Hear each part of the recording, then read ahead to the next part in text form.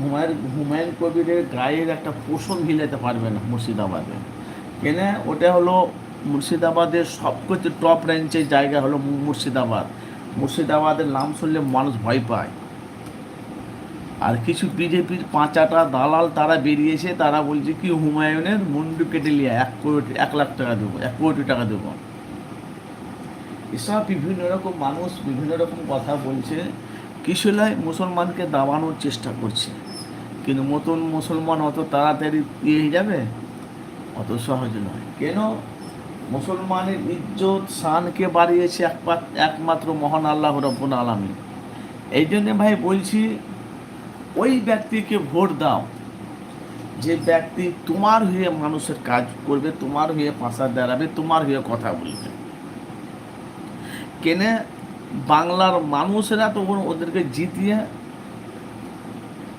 মুখ্যমন্ত্রী গদিতে হোক, কি সিএম এর গদিতে হোক, কি এমএলএ বিধায়কের গদিতে হোক, যে গদিরই হোক না কেন, সাধারণ মানুষ তো জিতিয়ে ওদেরকে গদিতে বসিয়েছে। কিন্তু ভাই এভাবে অনেক মানুষ বুঝতে পেরে গেছে মুসলমানের কারা ক্ষতি করছে, মুসলমানের উপরে কারা টর্চার করছে।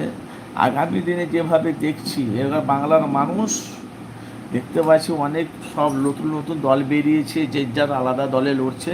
কিন্তু কিছু এবার 2026-এ বিধানসভা ভোটে কিছু মুসলমানের ভোট কাটবে বিরোধী দল, আর মাঝখানে বিজেপির ফায়দা হবে। আর বিজেপির ফায়দা মানে পশ্চিমবাংলা ডুবে যাবে। আর বিজেপির ফায়দা যদি হয়ে যায় ভাই মাঝখানে, কেন বলে দিচ্ছি আমি, আপনারা মিলিয়ে নেবে আমার কথা, বাংলায় যদি বিজেপি চলে আসে, বাংলার ক্ষতি আছে ভাই। এই জন্য বলছি, দেশ বিদেশ থেকে যারা যারা আছে, বিজেপিকে বাদে আপনি যাকে ভোট দেবেন দেন, সেটা আপনার পার্সোনাল ব্যাপার। মুর্শিদাবাদে হুমায়ুন কবিরকে হাতকে মজবুত করো। 70-80টা যদি হুমায়ুন কবির সিট পেয়ে যায়, তাহলে আবার ফের কি? মুর্শিদাবাদে যদি হুমায়ুন কবির 100টা কি 90টা কি 80টায় যদি বিধানসভার সিট পেয়ে যায়, তাহলে আর বাংলাতে কি চায় আপনারা বলেন? আমরা চাই বিজেপি বাংলা থেকে নাচতে নাবুদ হয়ে যাক।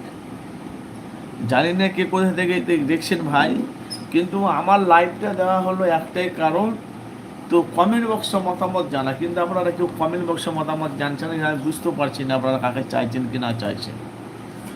প্রায় 3 ঘন্টা লাইভ চলছে।